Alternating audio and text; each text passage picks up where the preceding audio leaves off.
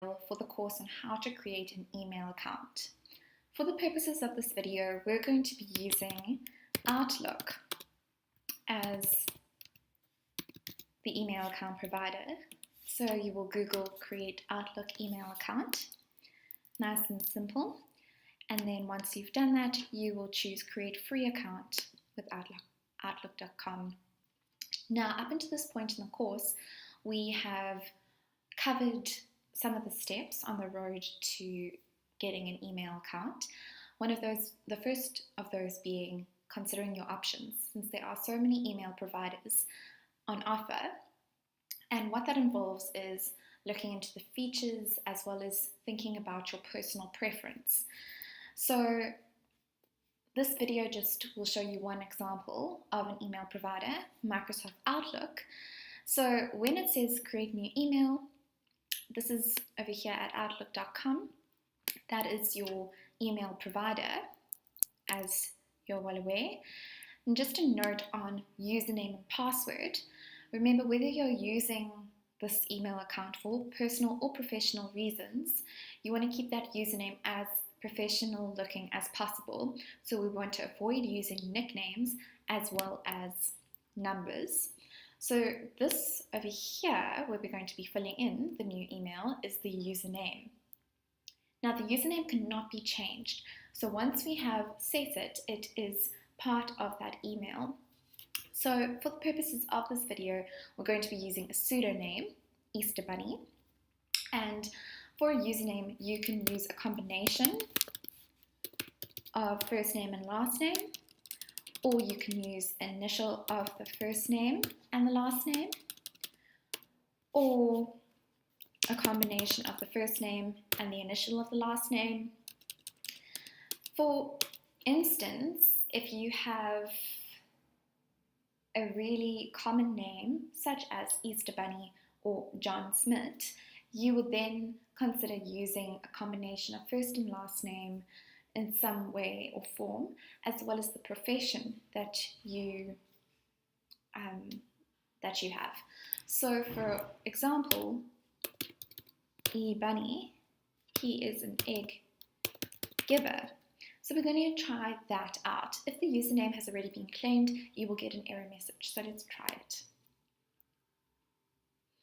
Okay, so it hasn't. So we have eBunny gift giver. That is our username. Now we're going to create a password. So you will enter the password you would like to use with your account. Remember, in the course so far, we have covered the topic of password and that it can be changed later on down the line. And with the password, you want to keep it to a minimum of 8 characters long and have a combination of uppercase and lowercase letters, symbols, as well as numbers. So you can ask them to suggest a new password or other passwords. In our case, we're going to say a hashtag EASTER uppercase EGG2, and then we'll click next. So we need a little bit more information for you to set up your account, and you would have read through the terms and conditions. So signing up for an email account is not signing away your life. It is just those terms and conditions are just telling you about the features and the type of notifications you will get and how the whole system works. So that's why we didn't go through that in the previous step, which you can always go back to if you would like to read through those terms and conditions. So at this point in time, with the setup process, you have all the requirements that you need. So you need all your personal information to actually populate the setup. So you will put in your first name as well as your last name in the spaces provided, and then you'll move on to the next step. They need a little bit more information, which you should have at the ready at this point. The country of origin, we're going to keep it as South Africa, although you can go to the drop down and choose.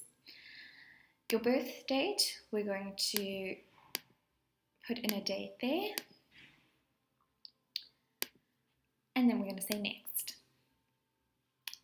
Okay, so now before proceeding, we need to make sure a real person is creating this account. So you will just have a little exercise to do, so you will put in what you can see, and this is all purely based on security and just making sure that you are not a robot. Once you have completed that, you will either get it right or wrong, and be given another if you get it wrong. Once you've completed that, you will then click next, and it's ideal that you have the option to do a new one or an audio as well. So this is what it will look like once you have created your account. Hi Easter, this will be your first name over here. Welcome to Outlook, your email reimagined. And then you'll go through the setup steps over here. We need to set up a few things. You can choose your language of preference. We're going to keep it as English United States. The time zone that you are in, we are going to keep it at +2 hours ahead of the international time zone. You can choose a theme that you would like to go for. And then you can add your signature. So you can customize this, create a business signature, and this is what will appear at the bottom of the emails that you send. So you can think about it long and hard. You can always come back and edit this at a later stage. So it's not necessary to do it at the minute. Then it will tell you Easter, your first name, you're all set, and your new email address is there. So it's ebunnyeggiver@outlook.com. So that's your username, and this is your email provider. Use it to check email, upload files, and sign in to other Microsoft apps. And then you can go right on ahead and move into your Outlook box, where you will be able to send emails and receive emails once everyone has your email address, and be able to customize whatever you would like to customize, including your signature. So you can explore all the features that they have on offer, and also change your theme. It also allows you to integrate Skype and multiple other settings that you can look at and browse through over here.